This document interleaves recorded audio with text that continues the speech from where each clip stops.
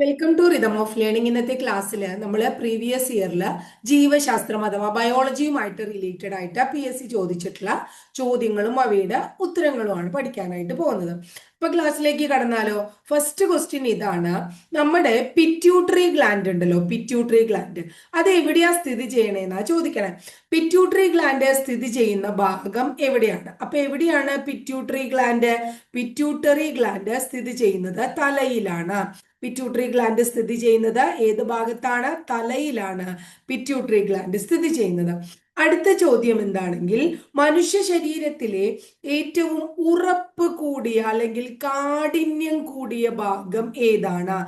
മനുഷ്യ ശരീരത്തിലെ ഏറ്റവും ഉറപ്പ് കൂടിയ ഭാഗം അല്ലെങ്കിൽ കാഠിന്യം കൂടിയ ഭാഗം ഏതാണ്? ഇനാമൽ, പല്ലിന്റെ ഇനാമലാണ്. ഏതാണ്? പല്ലിന്റെ ഇനാമൽ. മനുഷ്യ ശരീരത്തിലെ ഏറ്റവും കാഠിന്യം കൂടിയ ഭാഗം ഏതാന്ന് ചോദിച്ചാൽ പല്ലിന്റെ ഇനാമലാണെന്ന് പറയണം. ഇനി നല്ല ആരോഗ്യമുള്ള ഒരാൾക്ക് ഒരു മിനിറ്റിൽ, എപ്പോഴാണ്? ഒരു മിനിറ്റിൽ എത്ര ഹൃദയസ്പന്ദനങ്ങൾ ഉണ്ടാകും?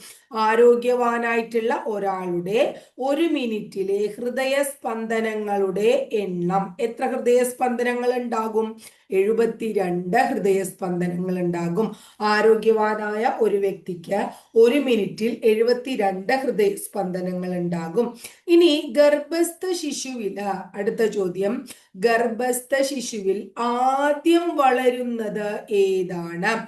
ആദ്യം വളരുന്നത്, ഗർഭസ്ഥ ശിശുവിൽ ആദ്യം വളരുന്നത് ഏതാണ്? ഏത് അവയവമാണ്? ഹൃദയമാണ്. ഗർഭസ്ഥ ശിശുവിൽ ആദ്യം വളരുന്ന അവയവം ഹൃദയമാണ്. ഗർഭസ്ഥ ശിശുവിൽ ആദ്യം വളരുന്ന അവയവം നമ്മുടെ ഹൃദയമാണ്. മനുഷ്യ ശരീരത്തിലെ രക്തപര്യന വ്യവസ്ഥയുടെ, എന്തിന്റെയാണ്? രക്തപര്യന വ്യവസ്ഥ. ഈ രക്തപര്യന വ്യവസ്ഥയുടെ കേന്ദ്രം എന്ന് വിളിക്കുന്നത് ഏതിനെയാണ്? മനുഷ്യ ശരീരത്തിലെ രക്തപര്യന വ്യവസ്ഥയുടെ കേന്ദ്രം എന്നറിയപ്പെടുന്നത് ഹൃദയമാണ്. മനുഷ്യ ശരീരത്തിലെ രക്തപര്യന വ്യവസ്ഥയുടെ കേന്ദ്രം ഏതാണ്? ഹൃദയമാണ്. മനുഷ്യ ശരീരത്തിലെ ഏറ്റവും വലിയ അന്തസ്രാവി ഗ്രന്ഥി, ഏറ്റവും വലിയ അന്തസ്രാവി ഗ്രന്ഥി ഏതാണ്? എത്രയോ പ്രാവശ്യം ആവർത്തിച്ച് ചോദിച്ചിട്ടുള്ള ചോദ്യമാണ്. തൈറോയിഡ് ഗ്രന്ഥി. മനുഷ്യ ശരീരത്തിലെ ഏറ്റവും വലിയ അന്തസ്രാവി ഗ്രന്ഥി ഏതാണ്? തൈറോയിഡ് ഗ്രന്ഥിയാണ്. ഇനി മനുഷ്യ ശരീരത്തിലെ ഏത് ഗ്രന്ഥിയാണ് ആദമിന്റെ ആപ്പിൾ എന്നറിയപ്പെടുന്നത്? മനുഷ്യ ശരീരത്തിലെ ഏത് ഗ്രന്ഥിയുടെ പേരാണ് ആദമിന്റെ ആപ്പിൾ? അപ്പൊ ആദമിന്റെ ആപ്പിൾ എന്ന അപരനാമത്തിൽ അറിയപ്പെടുന്നതും ഏത് തന്നെയാണ്? തൈറോയിഡ് ഗ്രന്ഥി തന്നെയാണ്.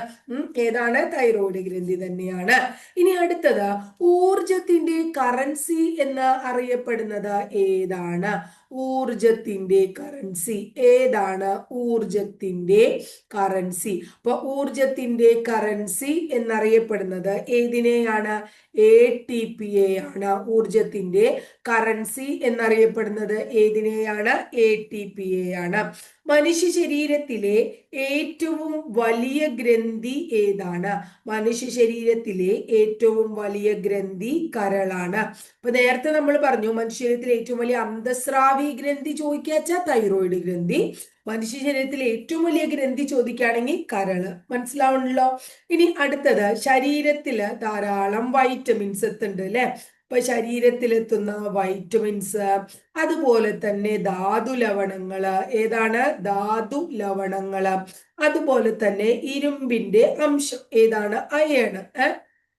ഇതിനെയൊക്കെ സംഭരിച്ചു വെക്കുന്നത് എവിടെയാണ്? കരളിലാണ്. മനുഷ്യ ശരീരത്തിൽ നിന്ന് വൈറ്റമിൻസ്, ധാതുലവണങ്ങള്, അയേണുകള് അല്ലെ, ഇരുമ്പിന്റെ അംശങ്ങള്, ഇതിനൊക്കെ സംഭരിച്ചു വെക്കുന്ന അവയവം ഏതാണ്? കരളാണ്. അടുത്തത്, നമ്മുടെ ഭക്ഷണത്തിലൂടെ രക്തത്തിലെത്തുന്ന വിഷപദാർത്ഥങ്ങളെ, രക്തത്തിലെത്തുന്ന വിഷപദാർത്ഥങ്ങളെ നിർവീര്യമാക്കുന്നത്, മനുഷ്യ ശരീരത്തുന്ന വിഷപദാർത്ഥങ്ങളെ നിർവീര്യമാക്കുന്നത് ഏതാണ്? കരളാണ്. നമ്മുടെ ഭക്ഷണത്തിലൂടെ രക്തത്തിലെത്തുന്ന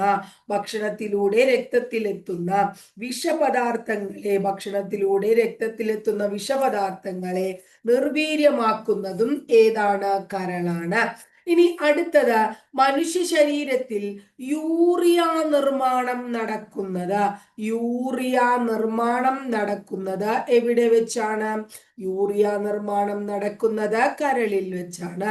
മനുഷ്യ ശരീരത്തിൽ യൂറിയ നിർമ്മാണം നടക്കുന്നത് എവിടെ വെച്ചാണ്? കരളിൽ വെച്ചാണ്.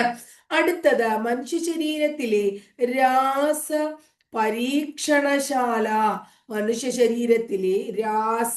പരീക്ഷണശാല എന്ന് വിളിക്കുന്നത് ഏതിനെയാണ്? കരളിനെയാണ്. മനുഷ്യ ശരീരത്തിലെ രാസ പരീക്ഷണശാല ഏതാണ്? കരളാണ്.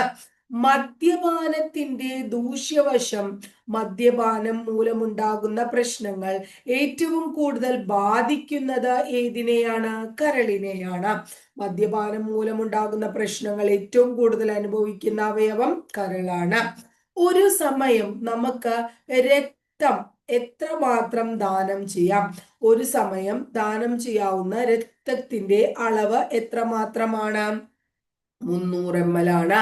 ഒരു സമയം ദാനം ചെയ്യാവുന്ന രക്തത്തിന്റെ അളവ് എത്രയാണ്? 300 ml ആണ്. അടുത്തത്, ബീജ ഉൽപാദനം തടയുന്നതിന് വേണ്ടി, എന്താണ്? ബീജത്തിന്റെ പ്രൊഡക്ഷൻ, ബീജ ഉൽപാദനം തടയുന്നതിന് വേണ്ടി പുരുഷന്മാരിൽ നടത്തുന്ന ശസ്ത്രക്രിയക്ക് വിളിക്കുന്ന പേര് എന്താണ്? വാസക്ടമി എന്നാണ്. ബീജ ഉൽപാദനം തടയാൻ പുരുഷന്മാരിൽ നടത്തുന്ന ശസ്ത്രക്രിയ വാസക്ടമിയാണ്. ക്ലിയർ ആയില്ലേ? അടുത്ത ചോദ്യം, നമ്മുടെ ഓർമ്മ, അതുപോലെ തന്നെ വിവേചനം പിന്നെ ബുദ്ധി എന്നിവയുടെ ഇരിപ്പിടമായ തലച്ചോറിന്റെ ഭാഗം എന്ന് വിളിക്കുന്നത് ഏതിനെയാണ്? സെറിബ്രം. ഓർമ്മ, വിവേചനം, ബുദ്ധി എന്നിവയുടെ ഇരിപ്പിടമായ തലച്ചോറിന്റെ ഭാഗമാണ് സെറിബ്രം. അടുത്തത്, ഏറ്റവും വലിയ ജ്ഞാനേന്ദ്രിയം ഏതാണ്? ഏറ്റവും വലിയ ജ്ഞാനേന്ദ്രിയം എന്ന് വിളിക്കുന്നത് ത്വക്കിനെയാണ്. ഏറ്റവും വലിയ ജ്ഞാനേന്ദ്രിയം ഏതാണ്? ത്വക്കാണ്. വലിയ ജ്ഞാനേന്ദ്രിയം ത്വക്കാണ്. ഏറ്റവും വലിയ അവയവം എന്ന് ചോദിച്ചാലോ? മനുഷ്യ ശരീരത്തിലെ ഏറ്റവും വലിയ അവയവം എന്ന് ചോദിച്ചാലോ? അങ്ങനെ ചോദിച്ചാലും ത്വക്ക് തന്നെ പറയും. ഏറ്റവും വലിയ അവയവവും ത്വക്ക് തന്നെയാണ്. അടുത്തത്, ജന്തുകോശം കണ്ടുപിടിച്ചത് ആരാണ്? ജന്തുകോശം കണ്ടുപിടിച്ച ശാസ്ത്രജ്ഞൻ തിയോഡർ ഷ്വാൻ ആണ്. അപ്പൊ ജന്തുകോശം കണ്ടുപിടിച്ച ശാസ്ത്രജ്ഞൻ തിയോഡർ ഷ്വാൻ. ആരാണ്? Theodore Schwann. അടുത്തത്, രക്തചംക്രമണം കണ്ടുപിടിച്ചത് ആരാണ്? രക്തചംക്രമണം കണ്ടുപിടിച്ച ആള് വില്യം ഹാർവിയാണ്. രക്തചംക്രമണം കണ്ടുപിടിച്ചത് വില്യം ഹാർവിയാണ്. ജന്തുകോശം കണ്ടുപിടിച്ചത് തിയോഡർ ഷ്വാൻ, രക്തചംക്രമണം കണ്ടെത്തിയത് വില്യം ഹാർവി. അടുത്തത്, നമുക്ക് എല്ലാവർക്കും അറിയുന്നതാണ്, എപ്പോഴും ചോദിക്കുന്നതാണ്, കാർഡിയോളജി എന്തുമായി ബന്ധപ്പെട്ടിരിക്കുന്നു? കാർഡിയോളജി എന്തുമായി ബന്ധപ്പെട്ടിരിക്കുന്നു? ഹൃദയം. കാർഡിയോളജി എന്തുമായി ബന്ധപ്പെട്ടിരിക്കുന്നു? ഹൃദയം. ഇനി അടുത്തത്, രക്തം ശരീരത്തിന്റെ വിവിധ ഭാഗങ്ങളിൽ എത്തിക്കുന്നത്, രക്തം ശരീരത്തിന്റെ വിവിധ ഭാഗങ്ങളിലേക്ക് പമ്പ് ചെയ്യുന്നത് ഏത് അവയവമാണ്? ഹൃദയം. രക്തം ശരീരത്തിന്റെ വിവിധ ഭാഗങ്ങളിലേക്ക് പമ്പ് ചെയ്യുന്ന അവയവം ഏതാണ്? ഹൃദയമാണ്. അടുത്തത്, മനുഷ്യ ശരീരത്തിലെ അരിപ്പ എന്ന് വിളിക്കുന്നത് ഏതിനെയാണ്? മനുഷ്യ ശരീരത്തിലെ അരിപ്പ എന്ന് വിളിക്കുന്നത് വൃക്കകളെയാണ്. മനുഷ്യ ശരീരത്തിലെ അരിപ്പ എന്ന് വിളിക്കുന്നത് വൃക്കകളെയാണ്. രക്തത്തിന് ചുവന്ന നിറം നൽകുന്ന വർണ്ണവസ്തു ഏതാണ്? രക്തത്തിന് ചുവന്ന നിറം നൽകുന്ന വർണ്ണവസ്തു ഹീമോഗ്ലോബിൻ ആണ്. രക്തത്തിന് ചുവന്ന നിറം നൽകുന്ന വർണ്ണവസ്തു ഏതാണ്? ഹീമോഗ്ലോബിൻ ആണ്. രക്തത്തിന് ചുവന്ന നിറം നൽകുന്ന വർണ്ണവസ്തു ഹീമോഗ്ലോബിൻ ആണ്. മനുഷ്യ ശരീരത്തിലെ ഏത് ഭാഗത്തിന്റെ പ്രവർത്തനം മൂലമാണ് റിഫ്ലക്സ് ആക്ഷൻ സംഭവിക്കുന്നത്? എന്താണ്? മനുഷ്യ ശരീരത്തിലെ ഏത് ഭാഗത്തിന്റെ പ്രവർത്തനം മൂലമാണ് റിഫ്ലക്സ് ആക്ഷൻ സംഭവിക്കുന്നത്? എന്തിന്റെയാണ്? സ്പൈനൽ കോഡിന്റെ. മനുഷ്യ ശരീരത്തിലെ ഏത് ഭാഗത്തിന്റെ പ്രവർത്തനം മൂലമാണ് റിഫ്ലക്സ് ആക്ഷൻ സംഭവിക്കുന്നത്? സ്പൈനൽ കോഡിന്റെ. മനുഷ്യനെ മറ്റു ജീവികളിൽ നിന്നും മറ്റ് ജീവികളിൽ നിന്നും വ്യത്യസ്തനാക്കുന്നത് എന്താണ്? സെറിബ്രമാണ്. മനുഷ്യനെ മറ്റ് ജീവികളിൽ നിന്നും വ്യത്യസ്തമാക്കുന്നത് എന്താണ്? സെറിബ്രമാണ്. മനുഷ്യനെ മറ്റ് ജീവികളിൽ നിന്നും വ്യത്യസ്തനാക്കുന്നത് സെറിബ്രമാണ്. മനുഷ്യ ശരീരത്തിൽ എത്ര വാരിയെല്ലുകളുണ്ട്? മനുഷ്യ ശരീരത്തിൽ എത്ര വാരിയെല്ലുകളുണ്ട്? 24. മനുഷ്യ ശരീരത്തിലെ വാരിയെല്ലുകളുടെ എണ്ണം 24 മനുഷ്യ ശരീരത്തിലെ അസ്ഥികളുടെ വളർച്ചയെ മനുഷ്യ ശരീരത്തിലെ അസ്ഥികളുടെ വളർച്ചയെ നിയന്ത്രിക്കുന്ന കൺട്രോൾ ചെയ്യുന്ന നിയന്ത്രിക്കുന്ന ഗ്രന്ഥി ഏതാണ്? മനുഷ്യ ശരീരത്തിലെ അസ്ഥികളുടെ വളർച്ചയെ നിയന്ത്രിക്കുന്ന ഗ്രന്ഥി പിറ്റ്യൂട്ടറി ഗ്രന്ഥിയാണ്. മനുഷ്യ ശരീരത്തിലെ അസ്ഥികളുടെ വളർച്ചയെ നിയന്ത്രിക്കുന്ന ഗ്രന്ഥി പിറ്റ്യൂട്ടറി ഗ്രന്ഥിയാണ്. ഇനി ഒരു കോശത്തിന്റെ ഉള്ളിലെ പാരമ്പര്യവാഹകർ ആരാണ്? കോശത്തിന്റെ ഉള്ളിലെ പാരമ്പര്യവാഹകർ എന്നറിയപ്പെടുന്നത് DNA ആണ്. ഒരു കോശത്തിന്റെ ഉള്ളിലെ പാരമ്പര്യവാഹകർ എന്നറിയപ്പെടുന്നത് ഏതിനെയാണ്? DNA ആണ്. അടുത്തത് ക്രോമസോമിന്റെ അടിസ്ഥാന ഘടകം ഏതാണ്? ക്രോമസോമിന്റെ അടിസ്ഥാന ഘടകം എന്ന് വിശേഷിപ്പിക്കുന്നതും ഏതിനെ തന്നെയാണ്? DNA തന്നെയാണ്. ക്രോമസോമിന്റെ അടിസ്ഥാന ഘടകം ഏതാണ്? DNA ആണ്. അടുത്തത് DNA-യുടെ പൂർണ്ണരൂപം എന്താണ്? DNA-യുടെ പൂർണ്ണരൂപം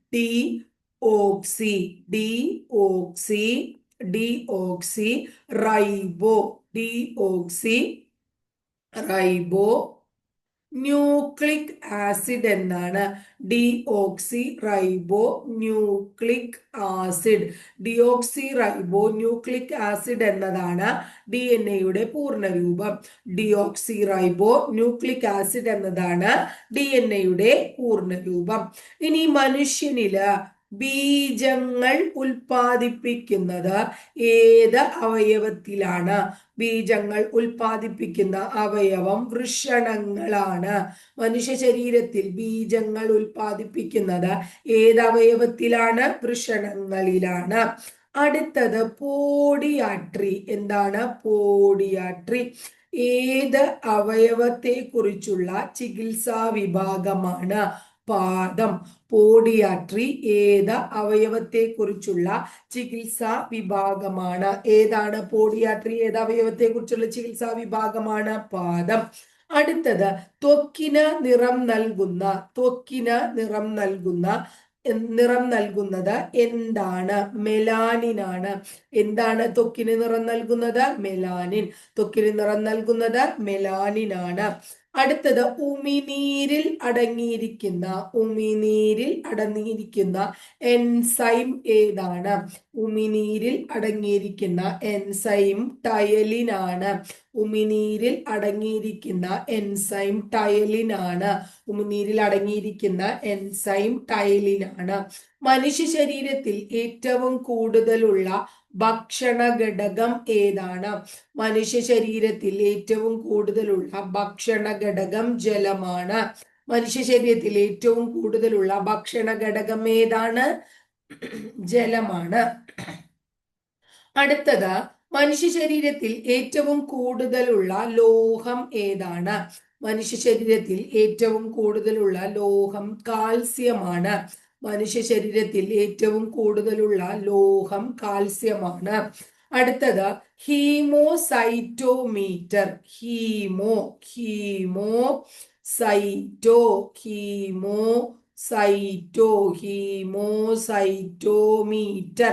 ഹീമോസൈറ്റോമീറ്റർ ഉപയോഗിച്ച് എന്ത് മനസ്സിലാക്കാം? രക്തകോശങ്ങളുടെ എണ്ണം. എന്താണ്?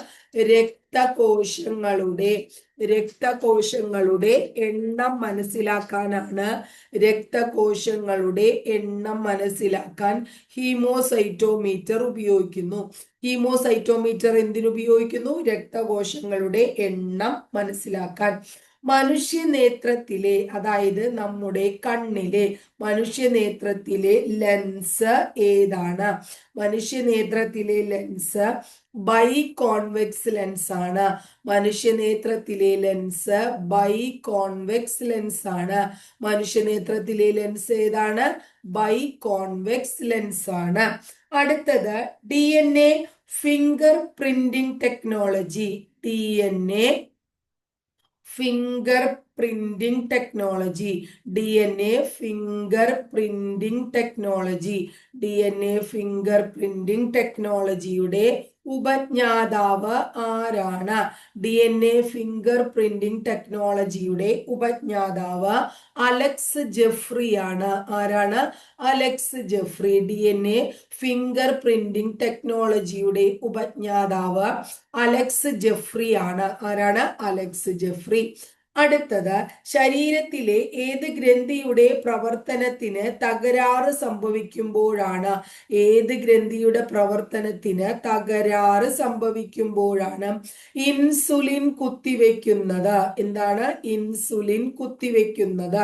ഏത് ഗ്രന്ഥിയാണ്? പാൻക്രിയാസ്. ശരീരത്തിലെ പാൻക്രിയാസിന് അല്ലെ കേടുവരുമ്പോഴാണ് ഇൻസുലിൻ കുത്തിവെക്കേണ്ടി വരുന്നത്.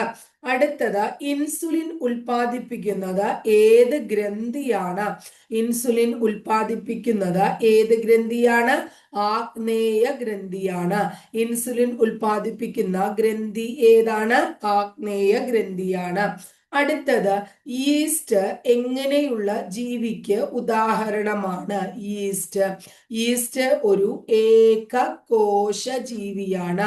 അപ്പൊ ഒരു ഏകകോശ ജീവിക്ക് ഉദാഹരണമാണ് ഈസ്റ്റ്.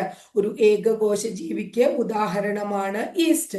ഇനി അടുത്തത് മനുഷ്യനില് പ്രായപൂർത്തിയായിട്ടുള്ള ഒരു മനുഷ്യനാണെങ്കിൽ, പ്രായപൂർത്തിയായ ഒരു മനുഷ്യനില് എത്ര അസ്ഥികൾ ഉണ്ടാകും? അസ്ഥികളുടെ എണ്ണം 206 ആണ്. പ്രായപൂർത്തിയായ മനുഷ്യനിലെ അസ്ഥികളുടെ എണ്ണം 206 ആണ്. ഏതാണ്? 206.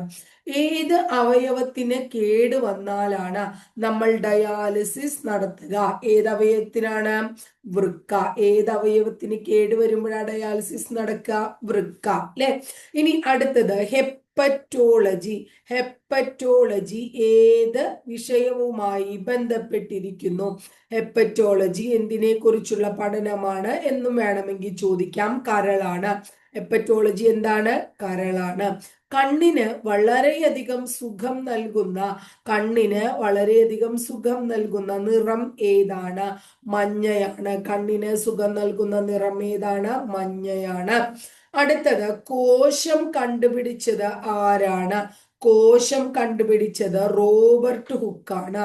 കോശം കണ്ടുപിടിച്ച ശാസ്ത്രജ്ഞൻ ആരാണ്? Robert hook. റോബർട്ട് ഹുക്കാണ് കോശം കണ്ടുപിടിച്ച ശാസ്ത്രജ്ഞൻ. ഇനി മനുഷ്യന്റെ കണ്ണില് അല്ലെങ്കിൽ നേത്രത്തില്, മനുഷ്യന്റെ കണ്ണിൽ പ്രതിബിംബം എവിടെ രൂപപ്പെടുന്നു? മനുഷ്യന്റെ കണ്ണിൽ പ്രതിബിംബം രൂപപ്പെടുന്നത് റെറ്റിനയിലാണ്. മനുഷ്യന്റെ കണ്ണിൽ പ്രതിബിംബം രൂപപ്പെടുന്നത് എവിടെയാണ്? റെറ്റിനയിലാണ്. അടുത്തത് ജനിതക ശാസ്ത്രത്തിന്റെ പിതാവ് എന്നറിയപ്പെടുന്നത് ആരെയാണ്? ഗ്രിഗർ മെന്റലിനെയാണ്. ജനിതക ശാസ്ത്രത്തിന്റെ പിതാവ് ഗ്രിഗർ മെന്റൽ ആണ്. ജനിതക ശാസ്ത്രത്തിന്റെ പിതാവ് ഗ്രിഗർ മെന്റൽ ആണ്. അടുത്തത് മൈക്രോബയോളജിയുടെ പിതാവ് ആരാണ്? മൈക്രോബയോളജിയുടെ പിതാവ് മൈക്രോബയോളജിയുടെ പിതാവ് ലൂയി പാസ്ചർ ആണ്. ആരാണ്? ലൂയി പാസ്ചർ ആണ്. മൈക്രോബയോളജിയുടെ പിതാവ് ലൂയി പാസ്ചർ ആണ്. അടുത്തത് നമ്മുടെ ശരീരത്തിലെ ഏറ്റവും ചെറിയ അസ്ഥി ഏതാണ്? മനുഷ്യ ശരീരത്തിലെ ഏറ്റവും ചെറിയ അസ്ഥി സ്റ്റേപ്പിസ് ആണ്. നമ്മൾ ചെവി പഠിച്ചിട്ടുണ്ടായി. മനുഷ്യ ശരീരത്തിലെ ഏറ്റവും ചെറിയ അസ്ഥി എന്ന് വിളിക്കുന്നത് സ്റ്റേപ്പിസിനെയാണ്. ഹൃദയത്തിന്റെ ഭാരം എത്രയാണ്? മനുഷ്യ ഹൃദയത്തിന്റെ ഭാരം എത്രയാണ്? 300 ഗ്രാം ആണ്. മനുഷ്യത്തിന്റെ ഭാരം, അതായത് 100 ഗ്രാം, 300 ഗ്രാം, 750 ഗ്രാം, 50 ഗ്രാം എന്നൊക്കെ ഓപ്ഷൻ തന്നിട്ടുണ്ട്. അപ്പൊ ഇതിലേതാണ്? 300 ഗ്രാം ആണ്. ലോകത്ത് ഏറ്റവും കൂടുതൽ ആളുകളിൽ ഏത് ബ്ലഡ് ഗ്രൂപ്പാണ് ഏറ്റവും കൂടുതൽ ആളുകളിൽ ഉള്ളത്? എ ബി നെഗറ്റീവ് ആണ്. ലോകത്ത് ഏറ്റവും കൂടുതൽ, സോറി ഏറ്റവും കൂടുതലല്ല കേട്ടോ, ഏറ്റവും കുറവ്, എനിക്ക് അതാ സംശയം തോന്നി, അതൊന്ന് ഒന്നും കൂടെ നോക്കി ഞാൻ. ലോകത്തിൽ ഏറ്റവും കുറവ് ആളുകളിൽ കാണുന്ന രക്തഗ്രൂപ്പ് ഏതാണ്? എ ബി നെഗറ്റീവ് ആണ്. ഇത് കുറേയധികം ക്വസ്റ്റ്യൻ പേപ്പറിൽ നിന്ന് ഞാൻ കളക്ട് ചെയ്ത് വെച്ചേക്കണ ക്വസ്റ്റ്യൻസ് ആണ് കേട്ടോ. വളരെ ഇമ്പോർട്ടൻ്റ് ആയിട്ടുള്ള ചോദ്യമാണ്, പ്രീവിയസ് ഇയറിൽ വന്നിട്ടുള്ളതാണ്. ഇത് പഠിക്കുമ്പോൾ നമ്മൾക്ക് ഒരു റിവിഷൻ ആവും ചെയ്യും. നമ്മൾ മുമ്പ് പഠിച്ച കാര്യങ്ങൾ നമുക്കൊന്ന് ഓർമ്മ വെക്കാം. പ്ലസ് നമ്മൾ പഠിക്കാത്ത കാര്യങ്ങൾ നമുക്ക് ഇതിൽ നിന്ന് കുറേയധികം കിട്ടുകയും ചെയ്യും കേട്ടോ.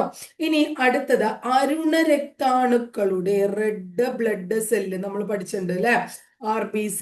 അതിന്റെ ദൈർഘ്യം, ജീവിത ദൈർഘ്യം എത്രയാണ്? 120 ദിവസം. അരുണ രക്താണുക്കളുടെ ജീവിത ദൈർഘ്യം 120 ദിവസമാണ്. രക്തബാങ്ക് സമ്പ്രദായം ആവിഷ്കരിച്ചത് ആരാണ്? രക്തബാങ്ക് ആരാണ് കണ്ടുപിടിച്ചത്? ചാൾസ്. ഇതൊക്കെ നമ്മൾ പഠിച്ചിട്ടുള്ളതാണൊക്കെ. Charles Richard Drew. രക്തബാങ്ക് കണ്ടെത്തിയത് ചാൾസ് റിച്ചാർഡ് ഡ്രൂ ആണ്. ഇനി മൂത്രത്തില് കല്ല് വരിക എന്ന് നമ്മൾ കേട്ടിട്ടുണ്ട്. ആ മൂത്രത്തിലെ കല്ലിന്റെ രാസനാമം എന്താണ്? കാൽസ്യം ഓക്സലേറ്റ് ആണ്. മൂത്രത്തിലെ കല്ലിന്റെ രാസനാമം എന്താണ്? കാൽസ്യം ഓക്സലേറ്റ് ആണ്. അടുത്ത ചോദ്യം ഇതാണ്, മനുഷ്യ ഹൃദയത്തിലെ അറകളുടെ എണ്ണം എത്രയാണ്? ഹൃദയത്തിൽ എത്ര അറകൾ ഉണ്ടെന്നാ പഠിച്ചേക്കണേ നമ്മൾ? 4 അറകൾ. ഹൃദയത്തിൽ എത്ര അറകൾ? 4 അറകൾ. ഇനി പാൽപ്പല്ലുകളുടെ എണ്ണം എത്രയാണ്? പാൽപ്പല്ലുകളുടെ എണ്ണം 20 ആണ്. മനുഷ്യരിലെ പാൽപ്പല്ലുകളുടെ എണ്ണം എത്രയാണ്? 20 ആണ്. അപ്പൊ ഇന്ന് ഇത്ര ചോദ്യം പഠിക്കുക കേട്ടോ. അപ്പൊ ബയോളജിയുമായി ബന്ധപ്പെട്ട് നമ്മൾ ഇതില് ഒരു 90% ക്വസ്റ്റ്യൻസും നമ്മൾ പഠിച്ചത് തന്നെയാണ്. ബാക്കി ഒരു 10% അപ്പൊ നമുക്ക് അഡീഷണൽ ആയിട്ടുള്ള ഒരു അറിവും കൂടിയായി. അപ്പൊ അതാണ് നമ്മൾ ഉദ്ദേശിക്കുന്നത്. പഠിച്ച കാര്യങ്ങൾ ഓർമ്മിപ്പിക്കുക. ക്വസ്റ്റ്യൻ പേപ്പർ പഠിക്കുമ്പോൾ അതാണ് പഠിച്ച കാര്യങ്ങൾ ഓർമ്മിപ്പിക്കുകയും ചെയ്യും. പ്ലസ് എന്താണെന്ന് നമുക്ക് പഠിക്കാത്ത കുറച്ച് കാര്യങ്ങൾ കിട്ടുകയും ചെയ്യും. ഇതിങ്ങനെ ഓരോ ടോപ്പിക് വൈസ് ആണെങ്കിൽ നമ്മുടെ ടോപ്പിക്കുകൾ എടുത്തു കഴിഞ്ഞതിന് ശേഷം ശരിക്കും പ്രീവിയസ് ഇയറിൽ മുമ്പ് നടന്നിട്ടുള്ള ഓരോ ക്വസ്റ്റ്യൻ പേപ്പറുകളായിട്ട് നമ്മൾ പഠിക്കും. അപ്പോൾ ഒരു ക്വസ്റ്റ്യൻ പേപ്പർ ആയിട്ട് പഠിക്കുമ്പോൾ ഒരു സബ്ജക്റ്റ് അല്ല, കുറേ അധികം സബ്ജക്റ്റുകൾ ഒരേ സമയം നമുക്ക് പഠിക്കാൻ പറ്റും. അപ്പം അത്രയാണ് ഇന്നത്തെ ക്ലാസ്സിലുള്ളൂ. ഭംഗിയായിട്ട് എല്ലാവരും പഠിക്കാം കേട്ടോ.